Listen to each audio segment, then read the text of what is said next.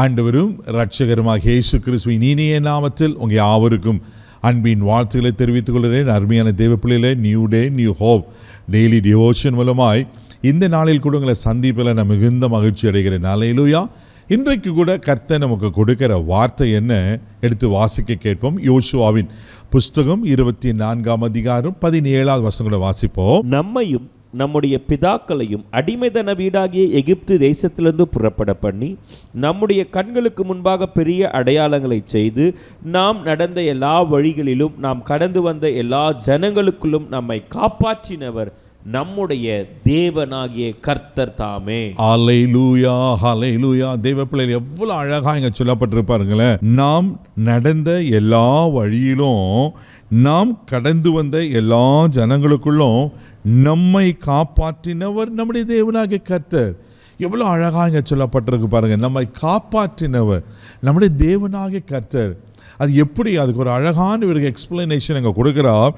நாம் நடந்த எல்லா வழியிலும் நாம் கடந்து வந்த எல்லா ஜனங்களுக்குள்ளும். இந்த 2025 வருஷத்தை கொஞ்சம் திருப்பி பாருங்க.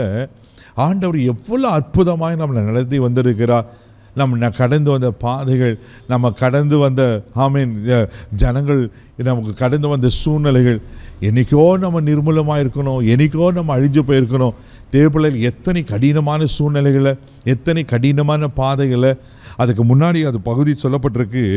அடிமைதன வீடாகிய எகிப்திலிருந்து புறப்பட பண்ணின நம்முடைய கண்களுக்கு முன்பாக அடையாளங்க அற்புதங்களை செய்த கர்த்தர்.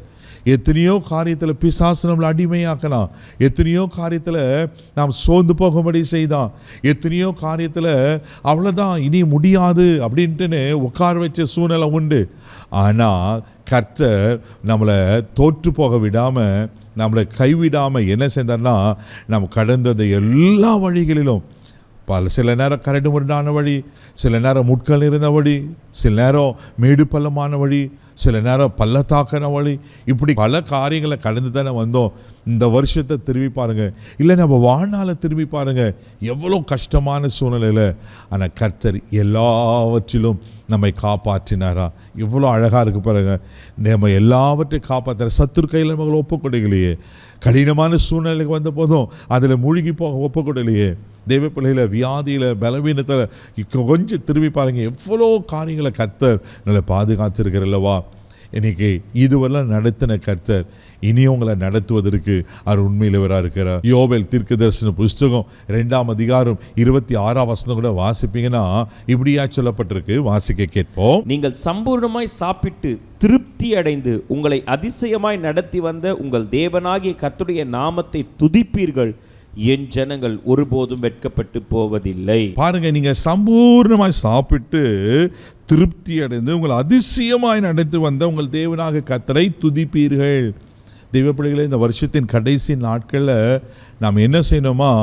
கர்த்தரை துதிக்கணும். ஹல்லேலூயா. இங்க வசனம் சொல்லுறது சம்பூர்ணமாய் சாப்பிட்டு திருப்தி அடைந்து.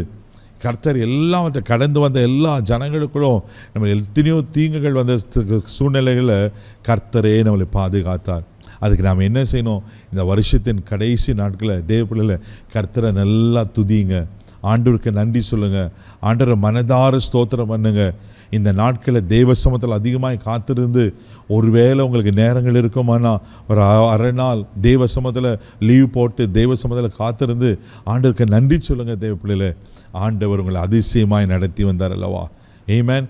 அவருக்கு நடத்தி வந்ததற்கு நம்ம மனசார ஆண்டரை துதித்து இந்த நாட்கள் ஆண்டரை நல்லா ஆராதித்து தெய்வ பிரசன்னத்தை உணர்ந்து தெய்வ சமூகத்தில் காத்திருந்து நீங்கள் ஆண்டவருக்கு நன்றி சொல்லும் போது என்ன நடக்குன்னா, அவர் உங்களை இன்னும் பலப்படுத்துவார். புதிய ஆண்டுகளுக்குள்ள வேண்டிய வாக்கு தத்துவங்களை, புதிய ஆண்டுகளை தீர்க்க தரிசன வார்த்தைகளை கொடுத்து உங்களை ஆசீர்வதிக்க உண்மையில் இருக்கிறார். கண்களை மூடி நம்ம ஜெபிக்கலாம். அன்பு தகப்பனே, உமக்கு நன்றி அப்பா, உம்மை ஸ்தோத்திரிக்கிறோம். ஆண்டவரே, எங்களை அதிசயமாய் நடத்தி வந்தவர் ஆண்டவரே. எல்லா ஜனங்களுக்குள்ளும் ஆண்டவரே எல்லா வழிகளிலும் எங்களை காப்பாற்றினவர் நீர் ஆண்டவரே. உமக்கு நன்றி சொல்கிறப்பா, உமக்கு ஸ்தோத்திரிக்கிறோம் ஆண்டவரே. ஆண்டவரே, நாங்கள் மனசார உம்மை துதிக்க, மனசார உமக்கு நன்றி சொல்ல எங்களுக்கு கிருபை பாராட்டும்படியாக ஜெபிக்கிறோம். உங்கள் அன்பின் கரத்தில் ஒப்பு கொடுக்குறப்பா. இந்த வருஷத்தின் கடைசி நாட்களில் அன்றவங்க சமூகத்தில் காத்திருந்து உமைக்கு நன்றி சொல்ல துதித்து அன்ற ஆராதிக்க எங்களுக்கு உதவி செய்ய முடியாது ஜெபிக்கிறோம். இந்த நாள் முழுதும் கரம் பிடித்து நடத்தும் தெய்வீக பாதுகாப்பு ஒப்பு கொடுக்குறேன். இயேசுவின் மூலம் ஜெபம் கேளும் பிதாவே, ஆமென். உங்களை இதுவரை நடத்துனதுக்கு துதியுங்க. God bless you.